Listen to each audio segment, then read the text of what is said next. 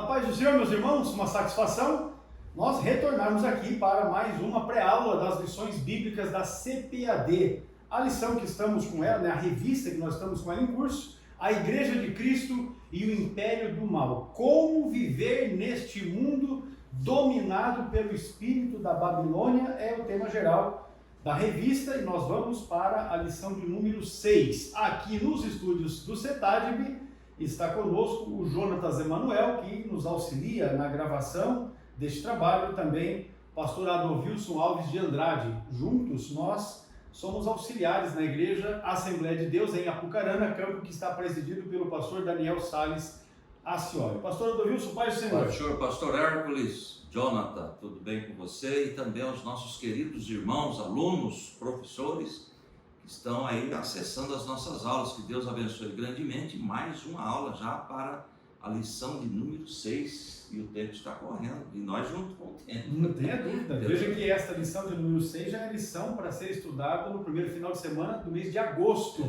Não é? Está avançando, já passamos pelo primeiro mês deste terceiro trimestre e avançamos estudando a palavra de Deus, porque isso é bom, não é? Vamos lá então, a desconstrução da masculinidade bíblica é o tema da lição de número 6. O texto áureo da lição se encontra em Gênesis capítulo 2 e o versículo é o versículo de número 15. Gênesis capítulo 2 e o versículo 15 diz assim: E tomou o Senhor Deus o homem e o pôs no jardim do Éden para o lavrar e o guardar. Deus tomou o homem e este ficou nessa responsabilidade, lavrar e guardar o jardim. A verdade prática da lição consta da seguinte mensagem: o homem foi criado com qualidades que expressam virilidade, responsabilidade e liderança. Vamos então trabalhar nesta lição de número 6, principalmente esses três aspectos: virilidade, responsabilidade e liderança. Vamos para a leitura bíblica em classe, acompanhados pelo pastor Adolvilson. Você pode tomar a sua revista, Ruth capítulo 4, versículos 7 a 12. E se você não tem a lição, então você acompanha a sua Bíblia, reforçando Ruth capítulo 4, versículos de 7 a 12. Muito bem, versículo 7. Havia, pois, já de muito tempo este costume em Israel, quando a remissão e contrato para confirmar todo o negócio, que o homem descalçava o sapato e o dava ao seu próximo, e isto era por testemunho em Israel. Disse, pois, o remidor a Boaz: Toma para ti, e descalçou o sapato. Então Boaz disse aos anciãos, e a todo o povo: Sois hoje testemunhas de que tomei tudo quanto foi de Elimeleque, e de Quilion, e de Malom, da mão de Noemi, e de que também tomo por mulher a Ruth, a moabita, que foi mulher de Malom, para suscitar o nome do falecido sobre a sua herdade, para que o nome do falecido não seja desarraigado dentre os seus irmãos, e da porta do seu lugar. Disto sois hoje testemunhas. E todo o povo que estava na porta e os anciãos disseram: Somos testemunhas. O Senhor faça a esta mulher que entra na tua casa como a Raquel e como a Leia, que ambas edificaram a casa de Israel, ate já valorosamente em Efrata, e faze ter nome afamado em Belém. E seja a tua casa como a casa de Pérez, que Tamar teve de Judá, da semente que o Senhor te der desta moça. Muito bem, meus irmãos, esta leitura bíblica em classe e esta lição que tem a sua divisão em três, pontos principais. No primeiro ponto, o objetivo da lição é mostrar que a masculinidade bíblica provém da criação divina e que suas características passam pela provisão e proteção da família. Já o segundo ponto desta lição, nós vamos destacar que a erosão da masculinidade tem a ver com a apologia à homossexualidade e com a negligência da responsabilidade masculina. Já por fim, o terceiro ponto, o objetivo é enfatizar a imagem de Boaz como símbolo de uma masculinidade bíblica e equilibrada. Esses então os três objetivos para cada um dos pontos desta lição de número 6 que está em curso. Vamos então agora com o pastor Adovilson para a definição da palavra-chave da lição, masculinidade. Masculinidade. A definição geral desta palavra, característica ou particularidade do que é masculino, qualidade da pessoa que apresenta um comportamento másculo, né? Virilidade. Agora, nós temos aqui uma colocação: qual é o papel do homem na Bíblia? É uma pergunta, né? O homem tem papel definido na Bíblia de formar uma família, sustentar essa família, ser um bom marido e um bom pai. Enfim, é o provedor. Então nós vamos discorrer sobre este assunto nesta aula, em nome de Jesus. Muito bem, meus irmãos. Tendo feita essa definição, nós vamos então avançar para a introdução desta lição de número 6. Chamamos a vossa atenção, não é, para acompanharmos aqui juntos este estudo da lição de número 6 e também já dizer para os irmãos, neste início, né, de aula, chamando a vossa atenção para um pedido que fazemos aqui. Nos ajudem a divulgar este trabalho, uma vez que nós temos verificado que a cada aula há um crescimento exponencial de irmãos, irmãs, professores de escola dominical, superintendentes na escola dominical, alunos da escola bíblica dominical e também alunos, irmãos e irmãs simpatizantes do trabalho realizado pelo CETADB, também membros da nossa igreja, né, de um modo geral no Brasil, mas especialmente também dos nossos irmãos aqui na cidade de Apucarana. E queremos aqui pedir a vocês que nos ajudem divulgando esta aula. Faça isso por meio das suas redes sociais, tome aí o link, não é, desta aula e nos ajude nesse sentido, porque nós temos nos esforçado para fazermos sempre o melhor e apresentarmos aqui conteúdos que sejam edificantes para a vossa vida, com base nos assuntos, nos temas propostos nas lições. Esse é o pedido que fazemos, de forma agora iniciando, né, esta aula, vamos para a introdução. O conceito que nós temos estudado até aqui, esse conceito progressista de ruptura, ou seja, de quebra, né, de interrupção dos padrões bíblicos, atua uma das frentes, né, particulares deste movimento, desse conceito progressista, é desconstruir a masculinidade. Este é um dos objetivos de todo este movimento progressista. Assim, os marcos, as estruturas, as doutrinas, tanto do judaísmo quanto do cristianismo, que enfatizam o papel do homem, acabam por ser questionados. E é neste contexto, a masculinidade acaba sendo relativizada e o modelo bíblico de homem é desconstruído. Isso basta você observar a sociedade, não é, na qual nós estamos inseridos, que vive esta prática, desconstrução da verdadeira masculinidade, cuja a centralidade está no texto sagrado. É nesta lição, então, que nós estaremos apresentando o mandato divino para o homem, as ofensivas da desmasculinização e também o exemplo de masculinidade bíblica que Deus requer do verdadeiro homem cristão, com base neste exemplo de Boaz, que nós temos o relato no livro de Ruth, conforme a leitura introdutória que nós fizemos aqui da lição. Vamos avançar para os nossos estudos, progredindo nesse sentido. O tópico primeiro, a masculinidade bíblica. Pastor Muito bem, nós vamos lá para o tópico 1, subponto 1. Deus é o Criador de todas as coisas, nos céus e na terra. Ele é soberano. E no mar, não é? Gênesis 1:1 diz: no princípio, Deus criou os céus e a terra. Ele é o princípio da vida. Não é? A Escritura registra que ele criou o ser humano e o definiu pelo sexo. Deus criou macho e fêmea. Não é? Nós temos esse relato bíblico. Homem e mulher, lá em Gênesis 1:27 diz assim: criou Deus o homem à sua imagem, a imagem de Deus o criou, homem e mulher os criou. Então nós temos aí a criação, o princípio de tudo, lá no início da história da humanidade, macho e fêmea. Essa diferenciação visa o complemento mútuo na união conjugal, para que haja aí o desempenho dos papéis divinamente designados a cada um, para ver o que? Multiplicar. Então tem que ter um homem e uma mulher para que obedecessem à voz de Deus, multipliquem-se, não é mesmo? Então tem que ter o sexo masculino e feminino.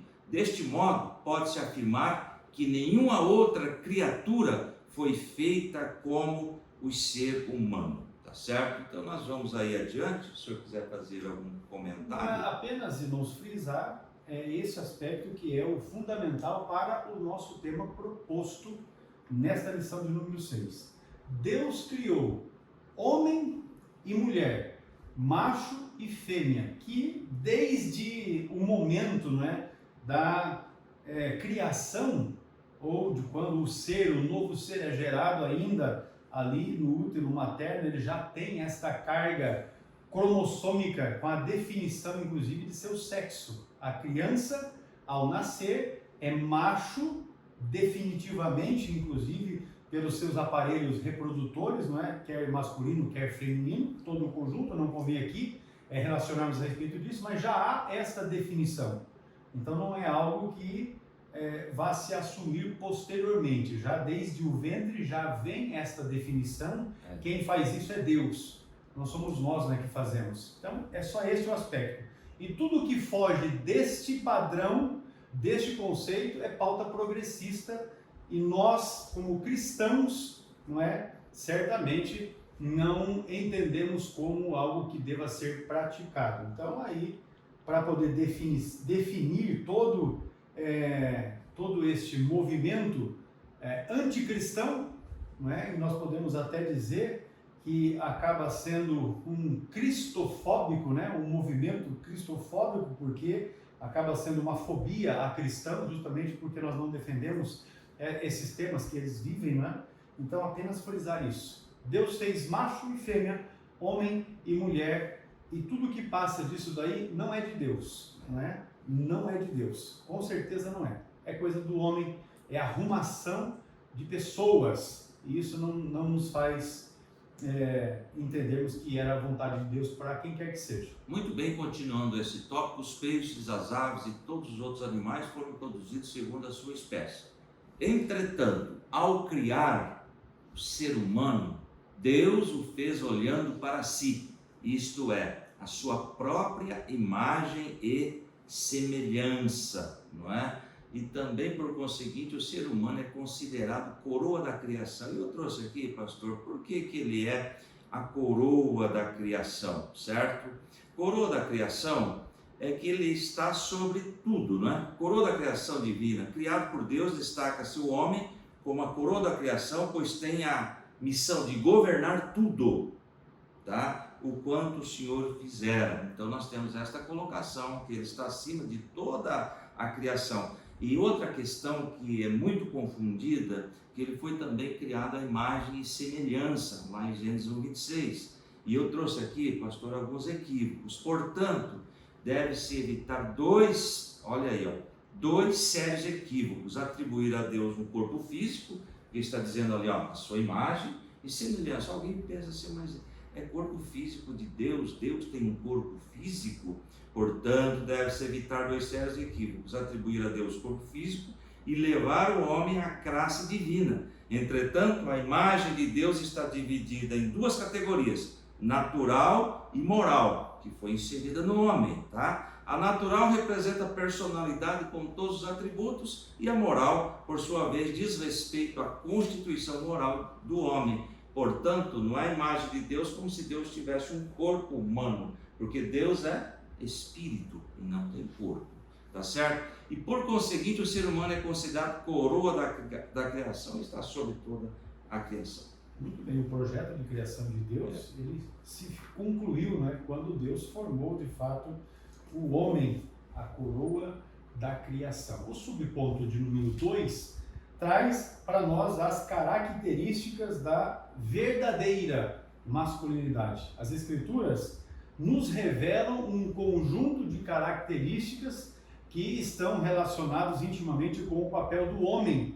E aí nós temos tanto esse registro na história, não é? Bem como segundo também a sua constituição biológica. Ao criar o homem, Deus lhe confiou duas tarefas primárias e essenciais. Conforme o texto que nós lemos de Gênesis 2:15, que é o texto áureo desta lição, cultivar e guardar. É o que diz o texto de Gênesis 2,15, tomou o Senhor Deus o homem e o pôs no jardim do Éden para o lavrar e guardar. Cultivar e guardar são, na verdade, as tarefas primárias essenciais.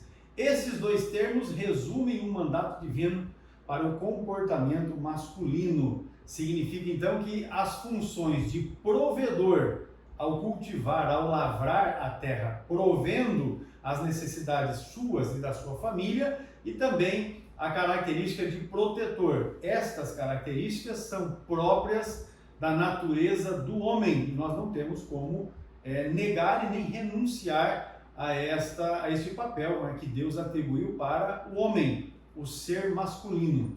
Nesse sentido, então, Paulo tão somente ele faz coro, né, ele ratifica que cabe ao homem proteger a sua esposa e família, bem como prover-lhes uma vida digna. Esse texto nós podemos usar como referência o que Paulo escreveu aos Efésios, capítulo 5, os versículos de 28 até o 30. Efésios 5, 28 a 30, eu quero aqui ler com os irmãos, para que a gente possa ter fixado, né, esse conceito. Acompanhe conosco aí, Efésios capítulo 5, versículos 28 a 30, diz assim, ó, assim devem os maridos amar a sua própria mulher como a seu próprio corpo. Quem ama a sua mulher, ama-se a si mesmo, porque nunca ninguém aborreceu a sua própria carne, antes a alimenta e sustenta, como também o Senhor a igreja, porque somos membros do seu corpo. Veja então Paulo aqui usando esta figura e estabelecendo esta comparação, não é, de Cristo com a igreja, do cuidado que nós devemos ter com o corpo, porque nós fazemos parte de um único corpo.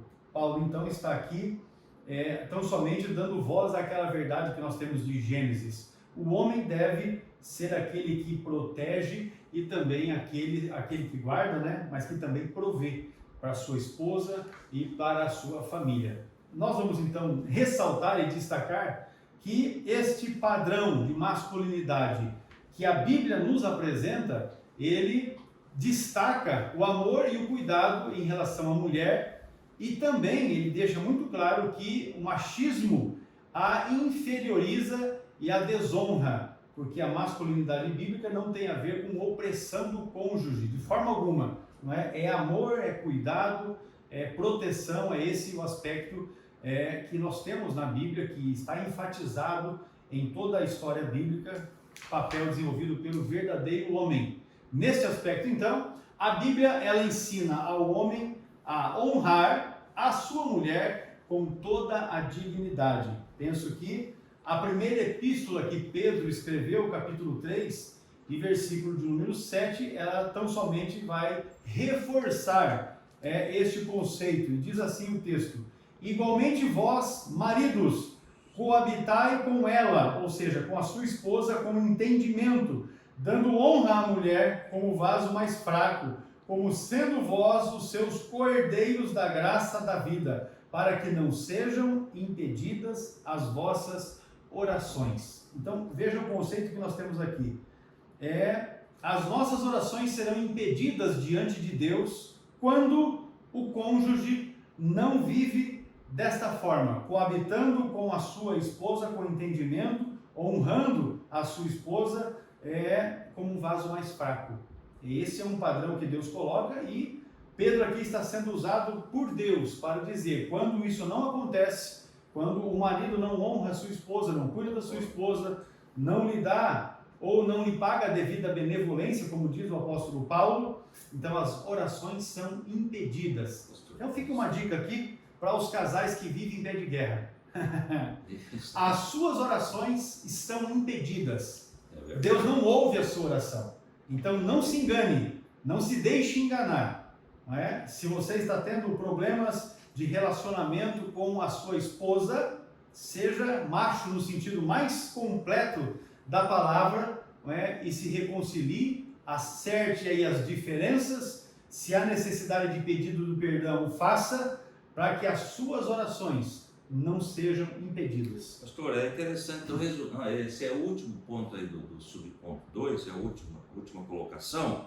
Nós vamos falar o seguinte: Deus criou o homem macho, tá? E deu a ele responsabilidades com Deus, com a família, com ele mesmo e com a sociedade. O que nós devemos entender nesta lição, pastor, que os papéis do homem e da mulher, segundo a palavra de Deus, estão bem definidos.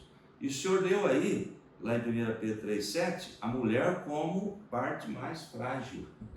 Só que tem umas mulheres aí que a fragilidade já está aqui, ó. Né? A fragilidade da mulher que precisa ser amparada. Cuidado, isso não é machismo. Isso já é um termo bíblico e nós entendemos isto. Devemos amá-la e protegê-la. Aliás, tem uma colocação que ela foi tirada da costela, né? Para ser amada, para ser amparada. Não foi tirada da cabeça para não dominar e nem dos pés para ser pisada. Interessante isso aí. Então, é uma colocação bíblica e muito bem colocada. Muito bem, então aqui está destacado as características da masculinidade. Vamos aqui então avançar para um outro aspecto da masculinidade bíblica, e esse tem a ver com a liderança.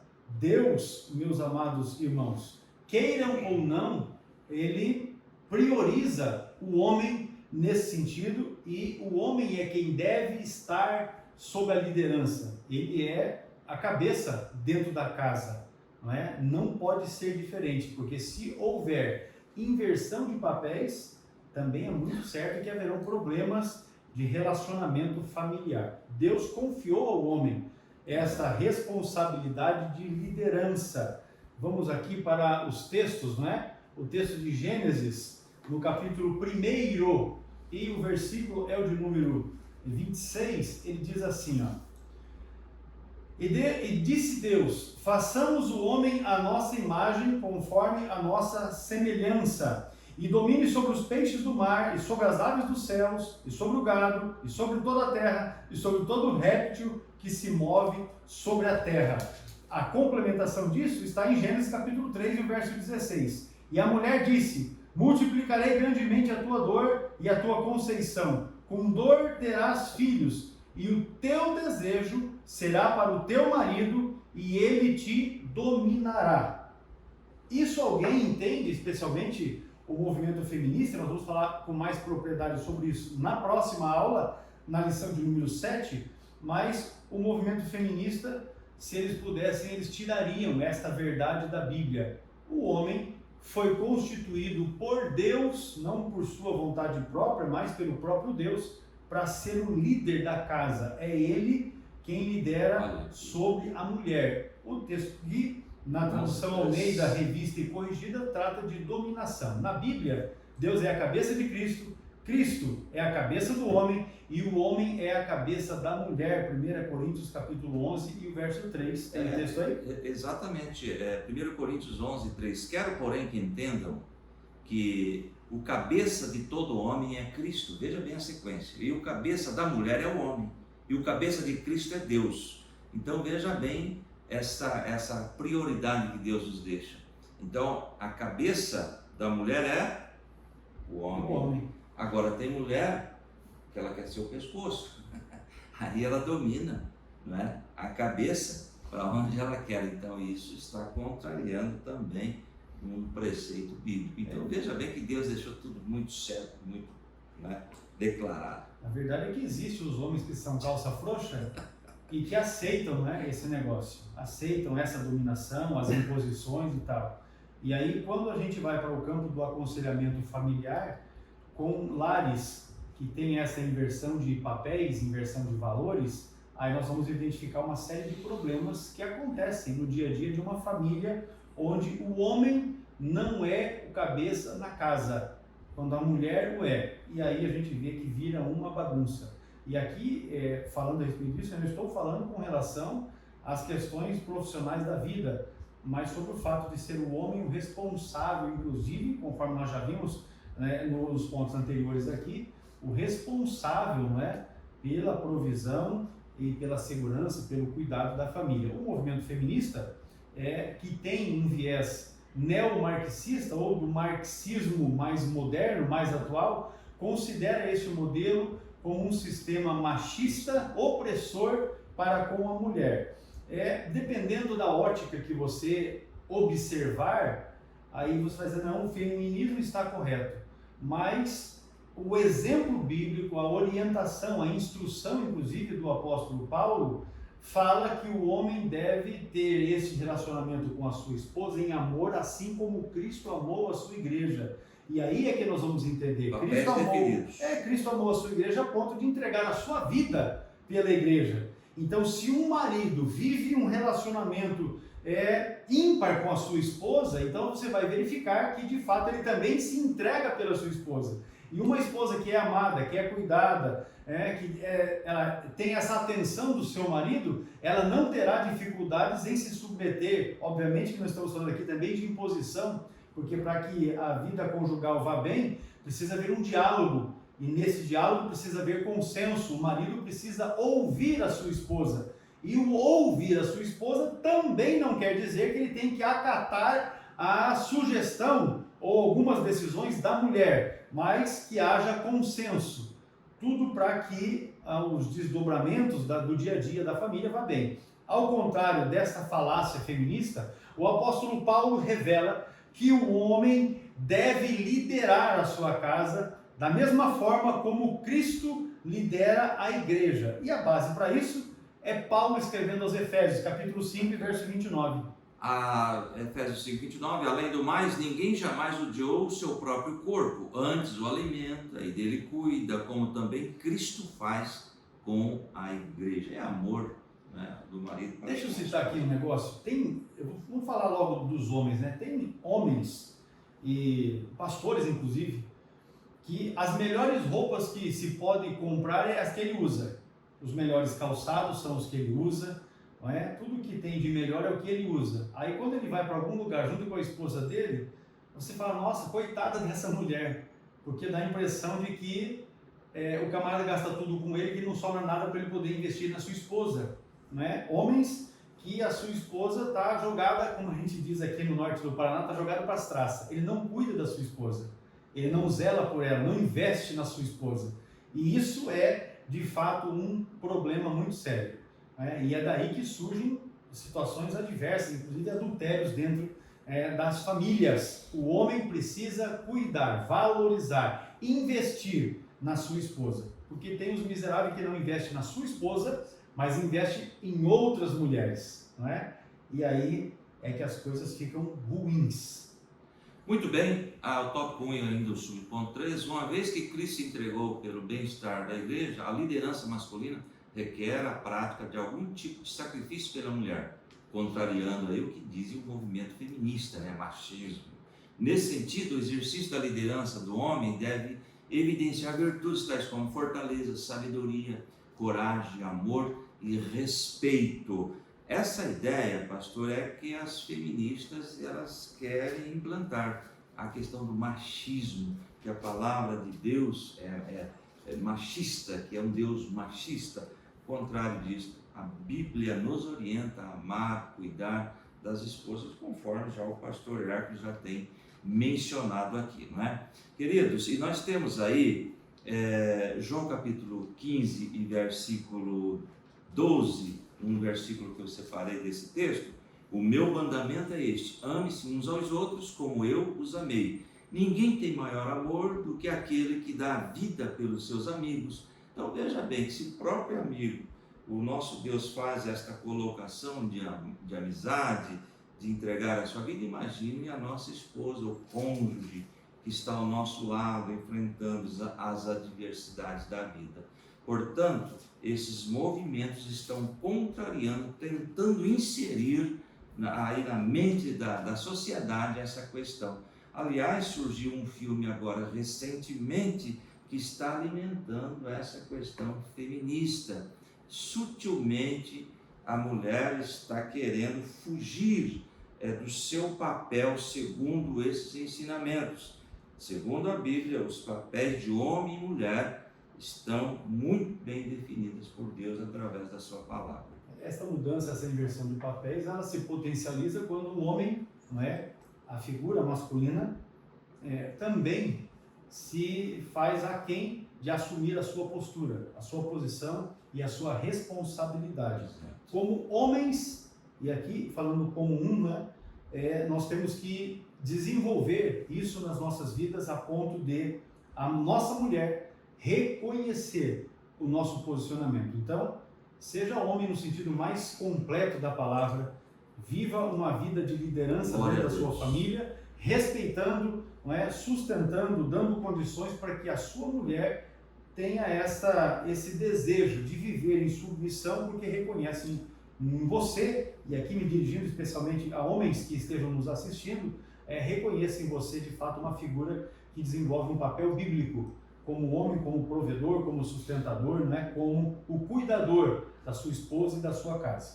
Finalizando esse tópico primeiro, Deus criou o homem com funções de prover e proteger a sua família, trazendo assim segurança para a sua casa.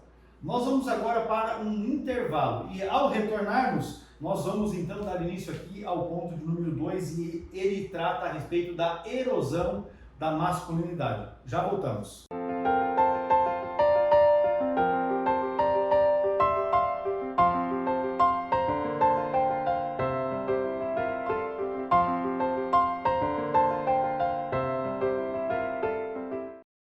O CETADB é o centro teológico mais próximo de você. O aprendizado é monitorado por obreiros através de material autodidático e você pode estudar por extensão com um custo acessível. No CETADB você tem os cursos de nível básico, médio e avançado. Informe-se no site www.cetadb.com.br ou no telefone 43 3426 0003. Seja um aluno do centro teológico que mais cresce no Brasil. CETADB é o ensino teológico além das fronteiras.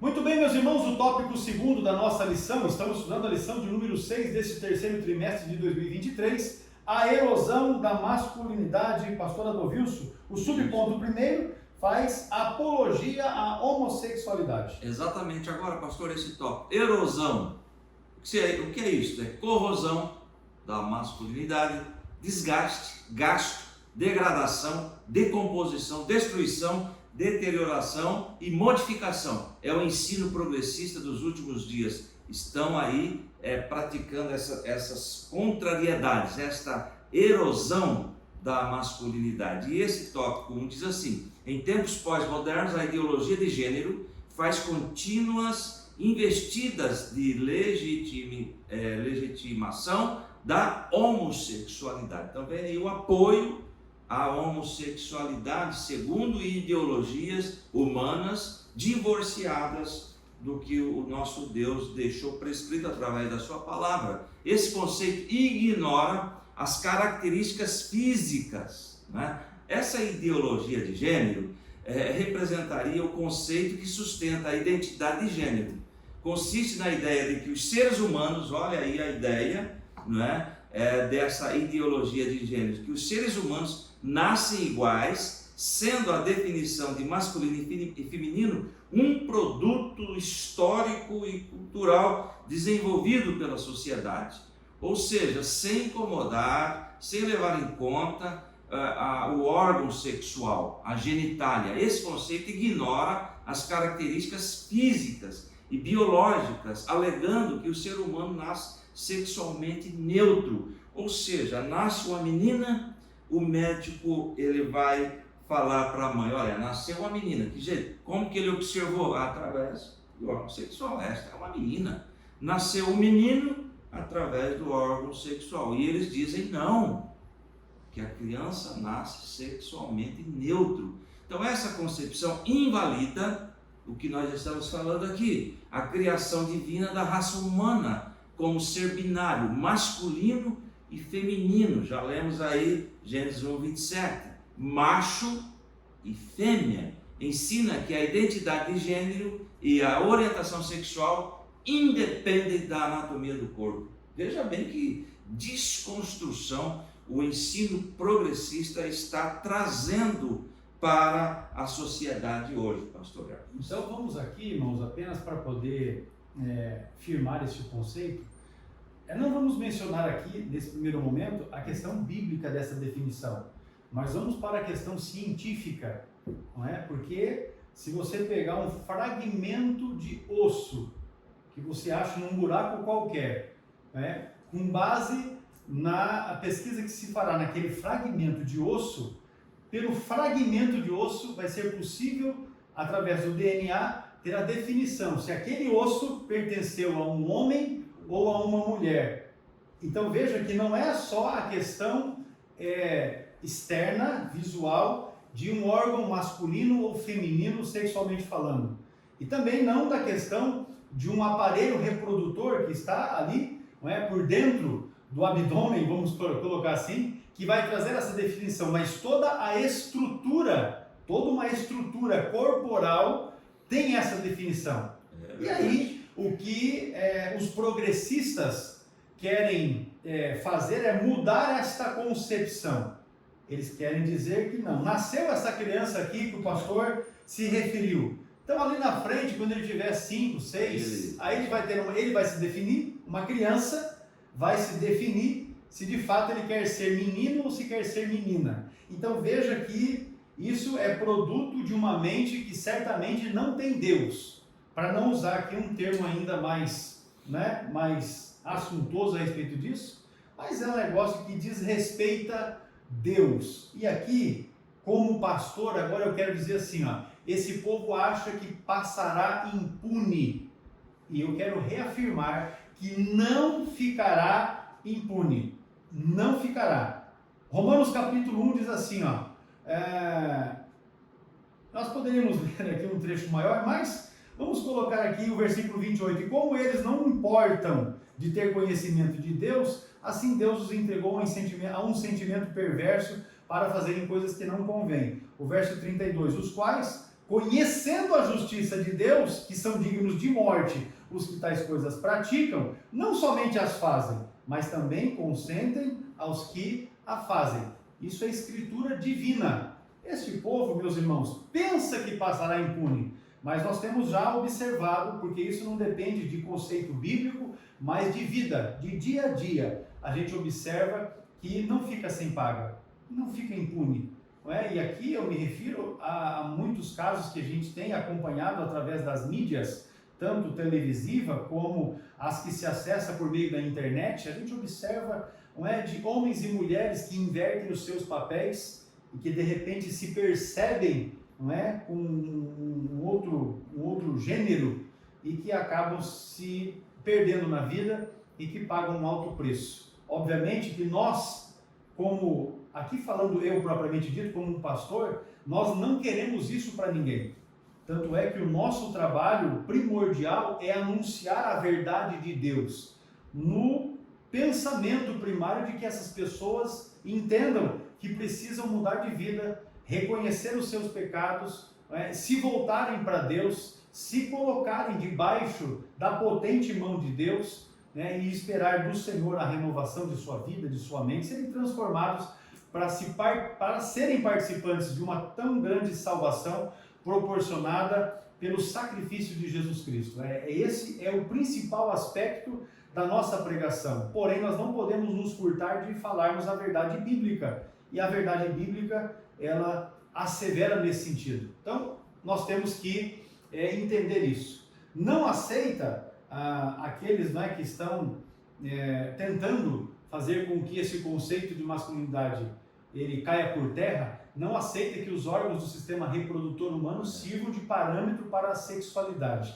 Então, isso beira ao absurdo, isso beira a uma falta de intelecto muito grande, não é? Não é questão de, vamos aqui, sem mencionar o aspecto, nós já mencionamos bíblico, a respeito dessa definição que Deus dá para homem e mulher, macho e fêmea, mas não tem a mínima condição assim, de pensar um negócio dessa forma, que a sexualidade de uma pessoa não seja definida primariamente pelo seu aparelho reprodutor, quer seja masculino e quer seja feminino. Como consequência, a sexualidade antinatural é incentivada. Ou seja, qualquer que fuja, qualquer afetividade sexual que fuja do natural, não é? Do natural, daquilo que um corpo humano foi preparado desde a sua criação, então qualquer coisa que seja antinatural, essa gente incentiva. Romanos capítulo 1, versículo 26, e eu vou aqui novamente dizer para você, meu amado irmão, irmã, você que está preparando uma aula sobre esse tema, tenha especialmente uma boa compreensão desse texto de Romanos capítulo 1, a partir do verso 18 até o 32. Eu vou até recomendar que você faça um estudo com base nesses versículos da Bíblia, para que você possa ampliar o leque de argumentação na sua aula a respeito desse tema. Veja o que diz o verso 26 e 27. Pelo que Deus os abandonou às paixões infames, porque até as suas mulheres mudaram o uso natural, no contrário à natureza. E, semelhantemente, também os varões, deixando o uso natural da mulher, se inflamaram em sua sensualidade uns para com os outros, varão com varão, cometendo torpeza e recebendo em si mesmos a recompensa que convinha ao seu erro.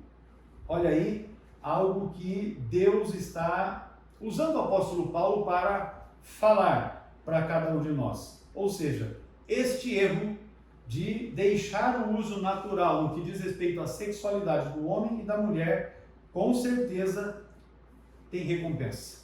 Né? Tem recompensa. Disso então decorre uma crise do comportamento masculino no tempo presente. Esta crise não é por falta de instrução, nem de Deus e muito menos da ciência, mas é porque os homens se entregaram às suas paixões, conforme Romanos 1 e 26, e se infamaram, homens com homens, mulheres com mulheres. 1 Coríntios 6, 10 diz assim, não erreis, nem os devassos, nem os idólatras, nem os adúlteros, nem os efeminados, nem os sodomitas, nem os ladrões, nem os avarentos, nem os bêbados, nem os maldizentes, nem os roubadores herdarão o reino de Deus. Eu aqui estou lendo o que a Bíblia diz, segundo a escritura de 1 Coríntios capítulo 6 e o versículo 10. Frise isso na sua aula para a sua classe. Muito bem, o tópico 2 do subponto 2, responsabilidade negligenciada. Em virtude da relativização da masculinidade, o modelo bíblico vem sendo abandonado. A identidade masculina, que deveria estar associada à virilidade, homem, macho, a capacidade de prover e proteger a família é substituída por indivíduos de duplo ânimo, vacilantes e inconsequentes. Tiago 8 diz assim, é alguém que tem a mente dividida e é instável em tudo o que faz, ou seja, não está cumprindo aquilo que foi determinado, o seu papel, não é? Que foi determinado pela palavra de Deus. Uma parcela é incapaz de sustentar a sua própria casa. Nós estamos falando aqui dessas pessoas que comungam essa ideia de, ideologia de gênero, defendem, não pelo desemprego, mas pela aversão ao trabalho. E a Bíblia diz assim, Provérbios 21, 25, o preguiçoso morre de tanto desejar e de nunca pôr as mãos no trabalho. Então tem essas consequências, o povo está envolvido nesse versículo aqui. Os efeitos deste comportamento resultam em inúmeros casos de desajustes familiares e divórcio. Irmãos, a consequência dessa liberdade, dessa libertinagem, está aí, desajustes, problemas emocionais. As pessoas estão com problemas emocionais que se envolvem com a ideologia. Nenhum é capaz de dizer, sou totalmente feliz, porque sempre está lá faltando alguma coisa, pastor, que é a presença de Deus. Eles sabem que estão contrários à natureza, estão contrários àquilo que Deus deixou escrito na sua palavra.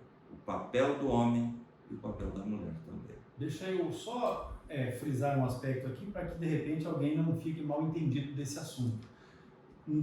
não daremos aqui a ênfase para a questão sociopolítica e econômica do nosso país, e que também afeta uma boa parte do mundo, não é? Especialmente no tempo presente.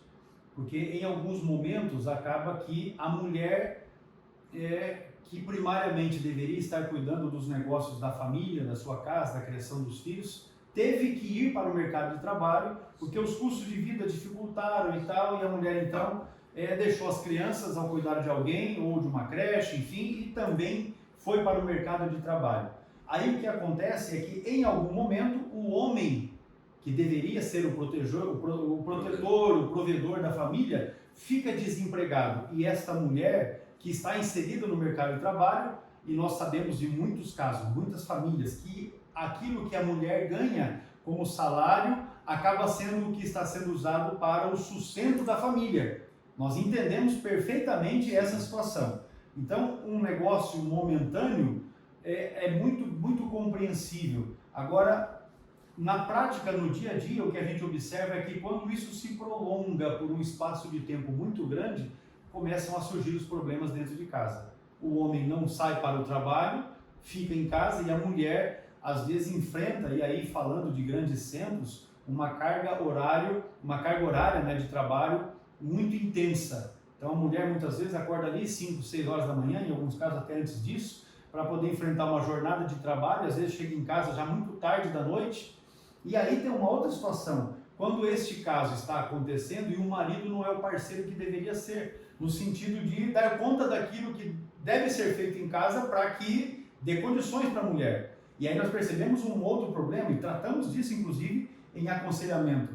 Quando isso ocorre, a mulher enfrenta essa carga pesada de trabalho, ela chega em casa, ela tem que cuidar dos afazeres da casa, cuidar ainda das crianças, e o marido ainda acha que ela deve servir, como de fato a mulher deve servir. Paulo fala isso como pagar a devida benevolência, ou seja, ter conjunção carnal, ter relacionamento afetivo, sexual. Agora, a mulher que tem essa jornada de trabalho toda, que tem essas responsabilidades quando está em casa, porque sofreu as pressões do dia a dia, qual será o ânimo que ela terá para um relacionamento sexual com o seu esposo, que ficou o dia inteiro em casa, está descansadinho, não fez nada, e isso é daí que surgem os problemas, e é por isso que nós estamos vendo aqui, e esse texto de Provérbios 21, 25 se encaixa exatamente aqui, não é? Porque o preguiçoso, ele tem aversão ao trabalho.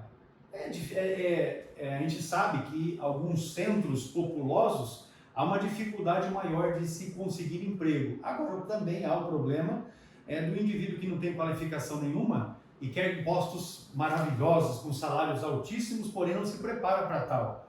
Então há também que se olhar para este lado. Os problemas muitas vezes nas famílias surgem a partir daí. E aí, quando se vê, a mulher acaba lançando na cara do seu esposo: não, mas eu é que sustento a casa e você não faz nada. E aí isso vem aonde? Vem para o gabinete pastoral, para o pastor resolver o problema. E muitas vezes o problema, a solução está justamente em convergir para o modelo bíblico, para o padrão bíblico. E isso é algo que nós não podemos, conforme esse subponto, negligenciar esta responsabilidade. Então, Terceiro ponto é a crise de liderança. A crise dessa masculinidade tem gerado homens incapazes de exercer liderança, não são líderes. Uma sociedade sem líderes eficazes transforma em anarquia. Nós precisamos de liderança desde a nossa família até a igreja, a cidade, enfim, precisamos de liderança. No período de Ezequiel, Jerusalém estava imerso na corrupção, fraude, mentira, opressão, extorsão, imoralidade, injustiça e violência.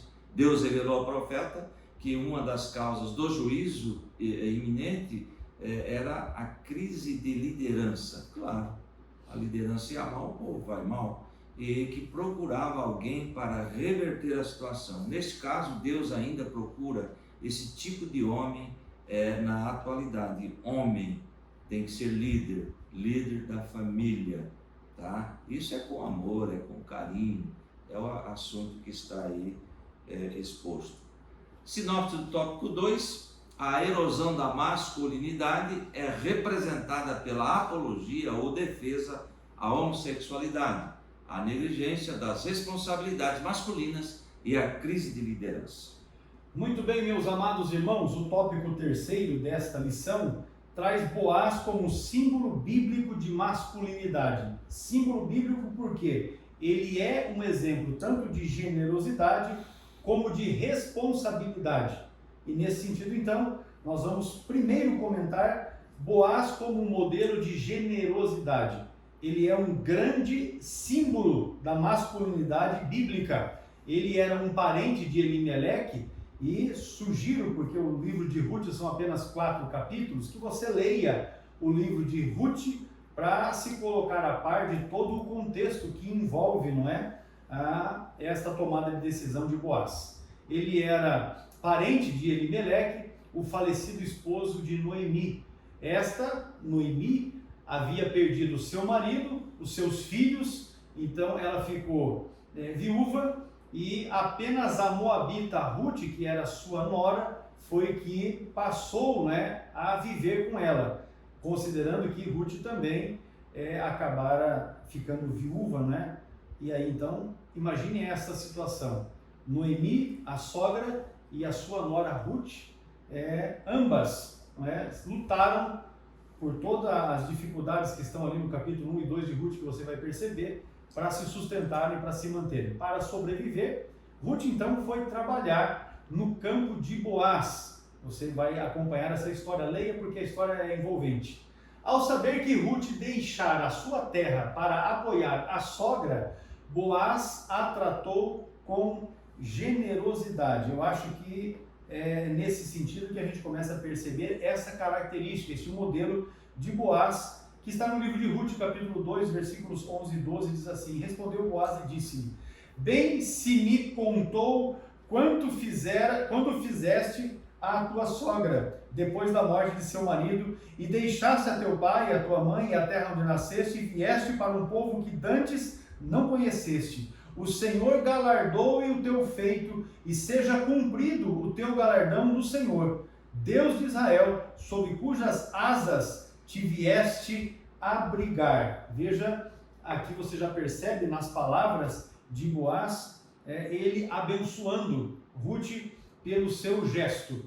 Ele se dirigiu a ela com ternura, o que você vai observar no versículo de número 8, que ele diz assim, não ouves, filha minha, não vás colher a outro campo, nem tampouco passes daqui, porém aqui te ajuntarás com as minhas moças. Ele agiu primeiramente com ternura, depois ele a protegeu. O verso 9 diz assim, os teus olhos estarão atentos no campo que cegarem, e irás após elas, não dei ordem aos moços que te não toquem, tendo tu sede, vai aos vasos e bebe do que os moços tirarem. Deu proteção.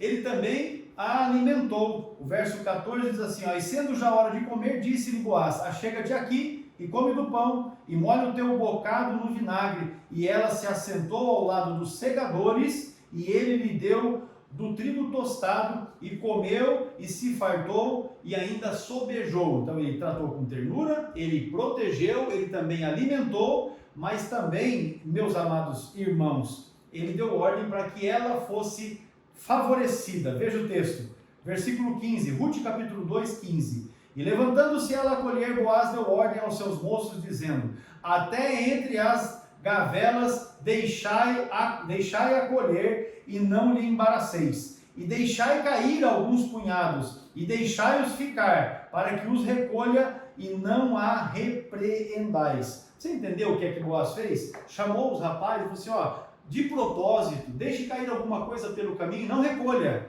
para que ela, que não era preguiçosa, vamos enfatizar isso aqui, porque ela trabalhava, e ele já sabendo que se os moços deixassem cair, ela ia colher, para que ela possa então colher, o que diz o texto, não a repreendais. Boaz viu nela uma moça que de fato tinha um grande valor. Ele tratou com ternura, ele protegeu, ele alimentou e a favoreceu. Porém, pela lei, uma viúva sem filhos só poderia ser resgatada pelo casamento com um parente próximo do falecido. É aí que entra o Boaz, no caso ali de Abimeleque.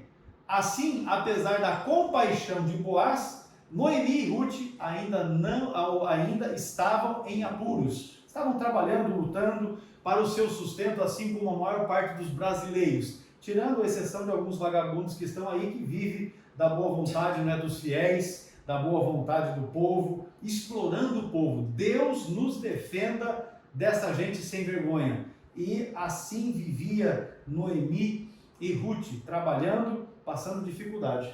Pastor, aí para contrariar o feminismo, tá? E para contrariar aquele que pensa que os ensinamentos judaico-cristãos são machistas. E Boaz tratou ela, olha aí, ternura, protegeu, alimentou, favoreceu até na hora da colheita. Então veja bem que não existe machismo, existem princípios ditados por Deus para que a família vá bem. Uma vez obedecido, o resultado vai ser bênção, com certeza. Glória a Deus.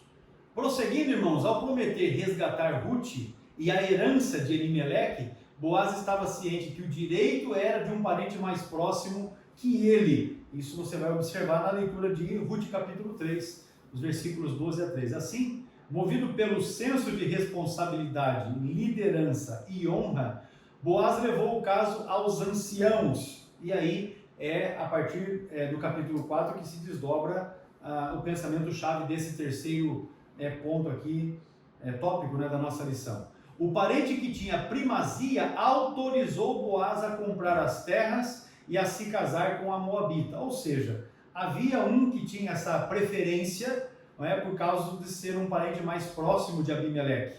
Mas o Boaz foi, conversou com ele diante dos anciãos da cidade e ele então autorizou Boaz a comprar as suas terras, casando-se assim com a Moabita, não é? Com a Moabita Ruth. Isso você lê no livro de Ruth, capítulo 4, os versículos 6 e também os versículos 9 e 10. Veja aqui o modelo de responsabilidade completa. Ao adquirir essa propriedade e tomar Ruth por mulher, Boaz tornou-se o provedor e protetor daquela família. Então ele, ao casar-se, ele se fez o provedor e o protetor da família. Sabe qual é um problema que a gente enfrenta na nossa sociedade?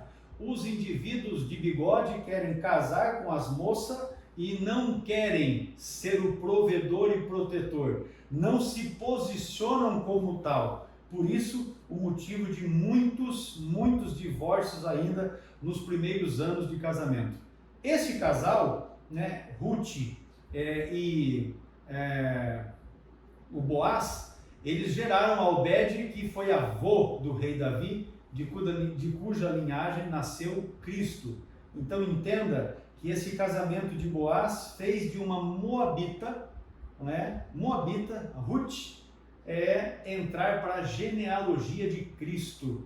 Coisa maravilhosa aquilo que Deus faz. Boaz é símbolo de masculinidade, enquanto marido, pai e líder exemplar. É de fato um modelo a ser seguido, de alguém que tem responsabilidade. Pastor, é interessante que toda essa história, o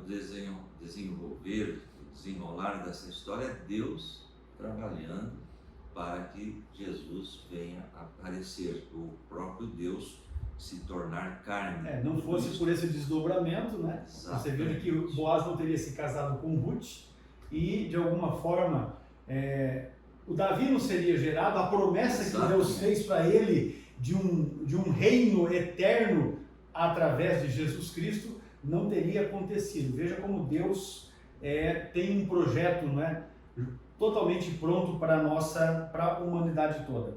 Encerrando aqui então, pastor, o nosso tópico terceiro, Boaz representa um símbolo, deixa eu voltar aqui no texto, um símbolo de masculinidade bíblica enquanto marido, pai e líder. É exemplo para os homens de hoje, né? Para os de sexo masculino que verdadeiramente são homens. Esse é um exemplo que deve ser tomado. Alguém que é modelo de generosidade, mas também não se furta a ser responsável pelo cuidado, pelo trato da sua família. Vamos aqui, pastor Adalvilson, para a conclusão contigo, a conclusão dos estudos desta nossa pré-aula. Lição de número 6. Graças a Deus, né?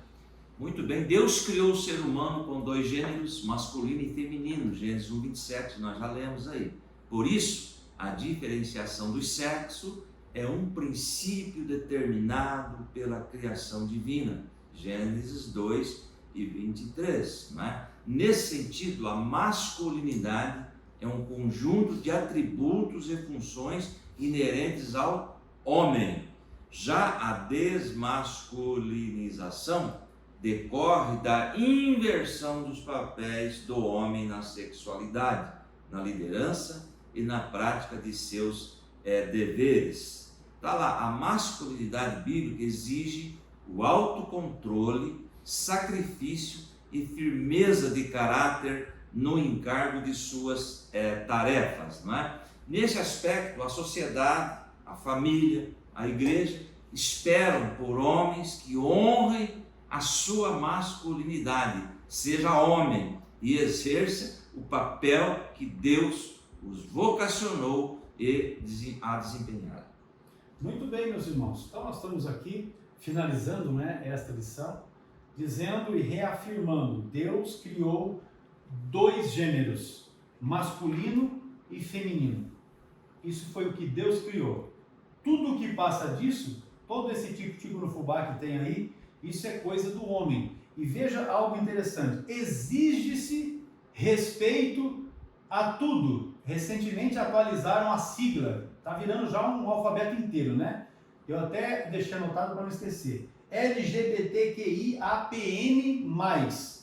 Lésbicas, gays, bissexuais, transgêneros, queer, intersexuais, assexuais, pansexuais e não binários. E mais. Aí o mais, tem mais uma série de coisas que eu não vou mencionar isso aqui.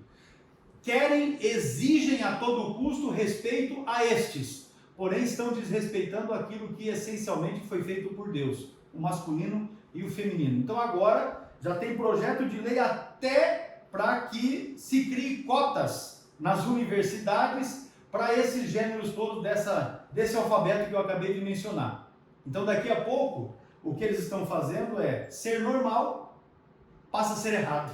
Na verdade já está sendo, né? Hoje ser normal nesse processo de desconstrução passa a ser errado. Porque o certo, segundo a concepção dessa sociedade que está perdida, não é, nos seus engodos, o certo é ser como eles são. Pastor, todos errados. Agora criaram também o transocial.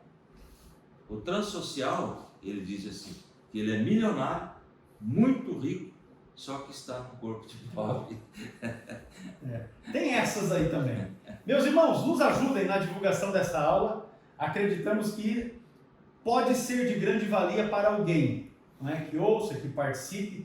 E também vou pedir aqui a você que assistiu essa aula aqui, que você emita os seus comentários, não é? Recentemente a gente lê os comentários e responde os comentários, inclusive daqueles que não são partidários das verdades que a gente ensina aqui, porque a verdade está sendo dita. Se alguém não quer aceitar, amém. Assim como eu não aceito o que o mundo progressista está ensinando, é direito de quem quer que seja não aceitar aquilo que nós estamos ensinando aqui. Porém, nós estamos proclamando a palavra de um Deus que é vivo, não é? Que nenhum dos seus planos pode ser frustrados e que, segundo Jó, quando ele age, ninguém pode impedir. Proclame esta palavra por meio da divulgação desta aula e o nome do Senhor Jesus será exaltado. Semana que vem nós voltamos. Deus abençoe você. Pastor Adolvilson, suas considerações finais. Muito bem, um forte abraço a todos os nossos irmãos. Compartilhe, ore por nós. Nós oramos por vocês e a vitória é nossa pelo nome de Jesus. Deus abençoe a todos. Amém.